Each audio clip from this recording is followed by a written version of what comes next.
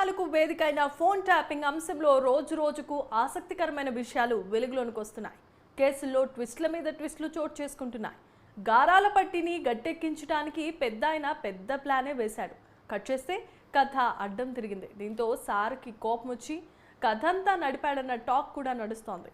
ఇటువైపు tapping list మాత్రం పెరిగిపోతోంది. ఇంతకీ లిస్టులో ఎవరెవరి పేర్లు ఉన్నాయి, పెద్దాయన చేసిన పనేంటో చూద్దాం.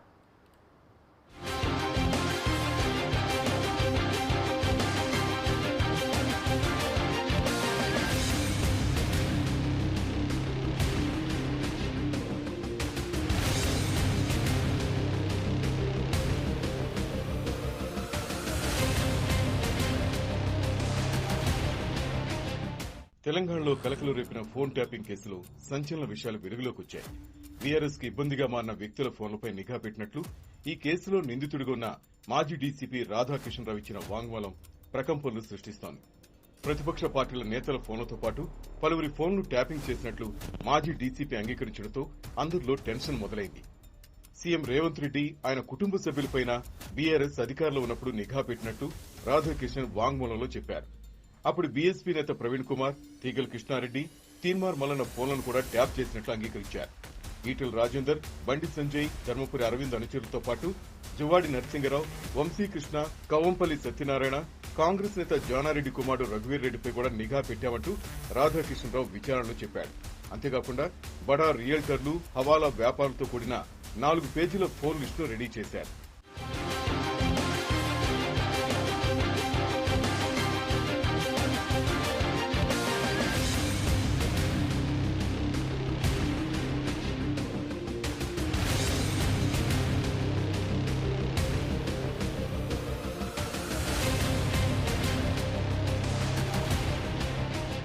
ఫోన్ ట్యాపింగ్ విచారణ జరుగుతుండగానే ఎమ్మెల్యేల కొనుగోలు అంశంలో సంచలనాలు వెలుగులోకి వచ్చాయి. కోమటిరెడ్డి రాజగోపాల్ రెడ్డి 2022 అక్టోబర్లో కాంగ్రెస్ కు రాజీనామా చేసి బీజేపీలో చేరిన సమయంలో మునుగోడు ఉప ఎన్నికల్లో ఆయన ఓడించాలని బీఆర్ఎస్ అధినేత కేసీఆర్ భావించారని రాధాకిషన్ చెప్పాడు. అలాగే దుబ్బాక, హుజూరాబాద్ ఉప ఎన్నికల్లో బీజేపీ అభ్యర్థులు గెలవడంతో మునుగోడులో ఎలాగైనా బీజేపీని ఓడించాలనే లక్ష్యంతో కేసీఆర్ ఉన్నట్లు అంటున్నారు. ఈ సమయంలోనే పైలట్ రోహిత్ రెడ్డితో సహా పలువురు ఎమ్మెల్యేలను బీజేపీలో చేర్చుకోవాలని అగ్రనేతలు సంప్రదించినట్లు వాంగ్మూలంలో చెప్పారు.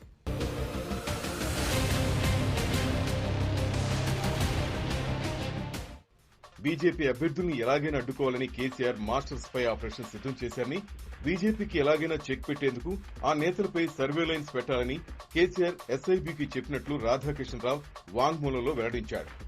అప్పుడు ఎస్ఐబీ చీఫ్ ప్రభాకర్ రావు ఎమ్మెల్యేల కొనుగోలు అంశంపై తనతో చర్చించారని, బీజేపీ అగ్రనేతల ఫోన్లను ప్రణీత్రావు బృందం ట్యాప్ చేసినట్లు విచారణలో తేలింది. అంతేకాకుండా దానికి సంబంధించిన ఆడియో టేప్ను కూడా కేసీఆర్ కు పంపారని, దీంతో పెద్దాయన అందరి ఫోన్లు ట్యాప్ చేయాలని ఆదేశించినట్లు చెబుతున్నారు. స్పై కెమెరాల కోసం టాస్క్ ఫోర్స్ బృందాన్ని ఢిల్లీ పంపామని, ట్రాప్ కు ఒకరోజు ముందే కెమెరాలను ఫామ్ హౌస్ లో అమర్చామని రాధాకిషన్ తన విచారణలో చెప్పాడు. అంతేకాకుండా ఆపరేషన్ మొత్తం బాధ్యతను సైబరాబాద్ ఎస్ఓటీ పోలీసులకు అప్పగించామని తెలిపారు.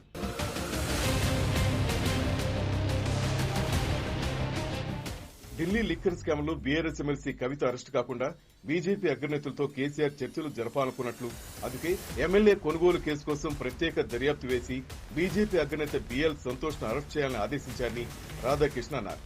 అయితే కొంతమంది అధికారుల అసమర్థత వల్లే సంతోష్ ను అరెస్ట్ చేయలేకపోయామని, పలువురు అధికారులను కేరళకు పంపినా ప్లాన్ వర్కౌట్ కాలేదని చెప్పుకొచ్చారు.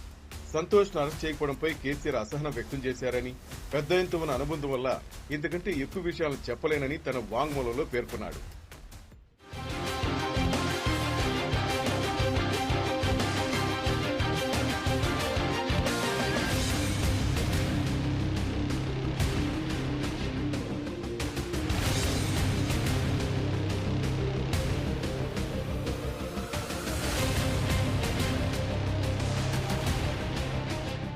ఫోన్ ట్యాపింగ్ కేసులో సంచలనమైన విషయాలు రోజుకొకటి వెలుగు చూస్తూనే ఉన్నాయి. పెద్దాయన పెద్ద స్కెచ్చే వేశాడు. తన గారాల పట్టిని గట్టెక్కించేందుకు నానా ప్రయత్నాలు కూడా చేశాడు.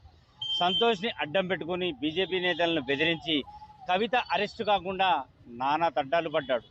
డామిట్, బట్ ఆయన వేసిన ప్లాన్ కాస్త చిత్తైపోయింది. సంతోష్ని అరెస్ట్ చేయకపోవడంతో పోలీసులపైన అసహనం కూడా వ్యక్తం చేశాడట.